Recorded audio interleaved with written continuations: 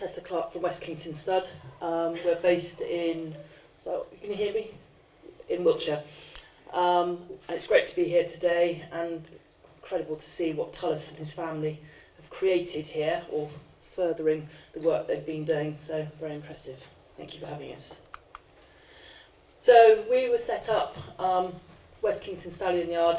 It's owned by Jane and Tim Holdens-Rodham, alongside a vet called Martin Boyle. I think anyone in the equine world will be aware of Martin. He has done more than any other person, I think, to promote AI, particularly in equine, and also he has done deer and things in New Zealand. So he's the brains and the power behind what we do at West Kington. And so we got involved at West Kington of collecting and freezing semen in 1996. It all started off with an inquiry that someone wanted to send new forest semen to Australia, and Jane and Tim were very keen. They saw a market to establish the correct facilities, etc. So we have a lab, not as glamorous as Tullis's, but we have the same kind of equipment and we have the same knowledge. So I won't dwell on that because you saw that lovely video that Tullis produced. Only a few minutes to talk, but what's very important to us is, apart from we know the technical side of freezing semen, collecting and freezing, and chilled semen is manageable, but also the stallions that come to us, they need a good environment to live and to work. We have an expression, happy stallion, happy semen. So this is just, in fact, an Irish draft stallion, Auckland Silver Prince, back in 2001. It's going for a nice hack in our woods. One of the, through probably, I think in the early 90s, Martin Boyle was, it might even be in the late 80s, but anyway, he got involved with various, I think to begin with, heavy horse societies, of going on to farms and collecting and evaluating. I think it started with the Suffolks and the Shires. I'm looking at Fred Barrelay there, he's part of the team as well.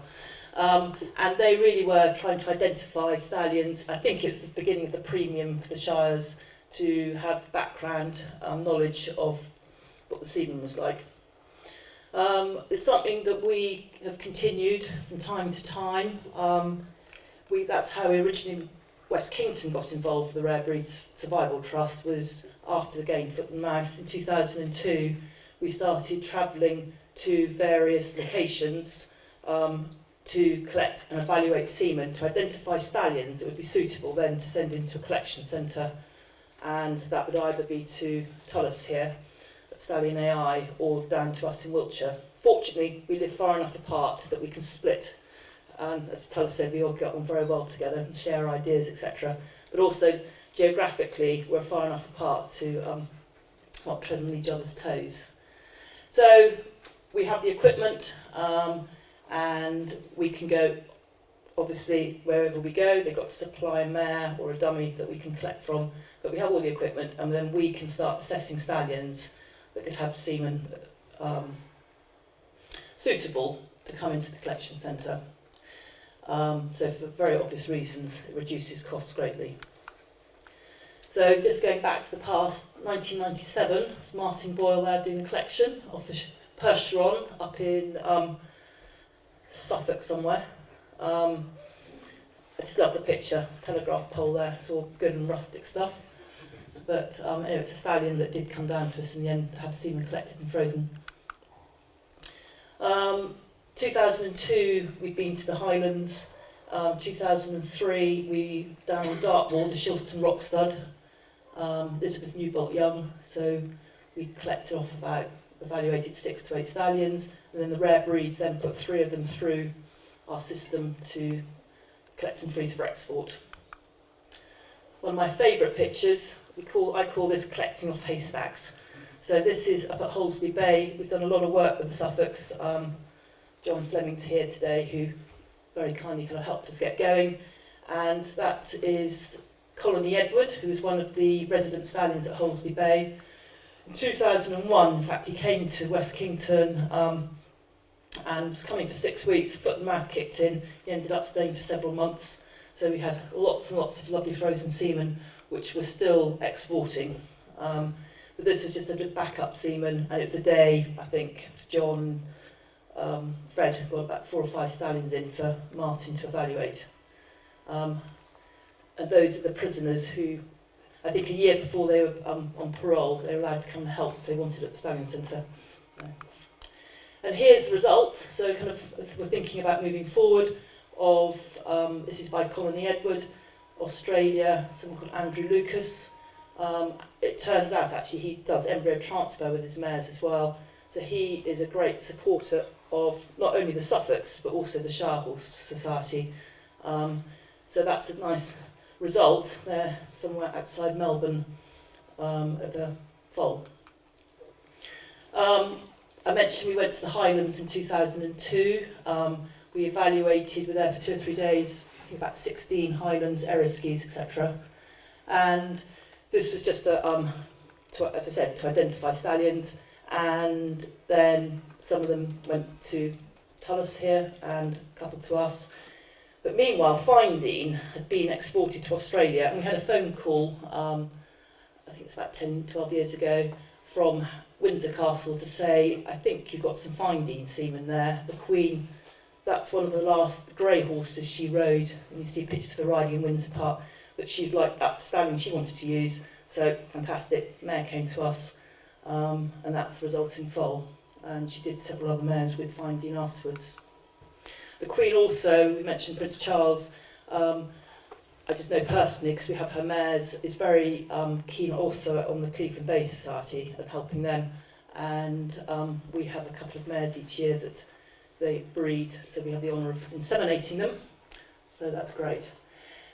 The future, one of the problems, I'm sure Tullis comes across as well, and perhaps it's the same for a lot of rare breeds, whatever species, is the preparation of the stallion or the male.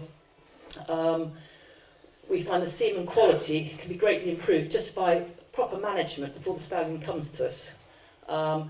There's sometimes a kind of thought process, well, right, he's done his stud duties, we'll turn him out for a couple of months, and then, oh, someone wants us to send us down for semen collection. So they send us down, perhaps he's just been on grass, he hasn't, what I call, been prepared. There seems to be, and this is not necessarily the rare breeds, but a lot of breeders and societies, they've got their 24-year-old horse, they suddenly think, oh, we need his bloodlines, let's send him in. The ideal time, actually, to collect off a stallion is probably between the age of 6 and 12. That's just generalising. There are a lot of older stallions that produce good semen, but it is something to be done, I think, when the stallion is younger rather than old. Feeding, as I said, you're thinking you're feeding the stallion to produce good semen. Socialisation, we sometimes, the stallion comes to us and says, oh, haven't been in the stable for the last 3 years, and they're going to expect the stallion are set up, you can't have them living out all the time, to get used to being with other stallions in a stable. So socialisation is very important, and I'm sure that's the same for a lot of other breeds, species. Handling, you don't want a stallion, again, that's lived out in the field for 3 years. Oh, I put a rope on him occasionally, oh, he does all this and that. You've got to have a stallion who's going into this environment, you've seen the pictures just of Tullis's yard, into a different experience, so they need to be quite worldly. Life experience, we find that the stallions that have been out and about competing, their testosterone tends to be much stronger, higher, therefore the semen quality invariably will be better. And the time of year, I think particularly the native breeds, they are much better kind of late spring to autumn, not suddenly in December expect, oh, let's send the stallion off to get some semen collected. So it's just preparation. At the end of the day, you want to maximise what one can do and to give the stallion and his semen the best chance. So this was when we first started. The first centre we had actually was West Kington, but it was based at Boddington Park, at Kingston Dyson. He didn't own it then. And this was Trello Father Abraham, the Big Shire, and Guinness. And that's what started off what we've been doing to try and help the Rare Breed Survival Trust and native breeds and heritage breeds, I think the term is, in general. Thank you very much for listening to me.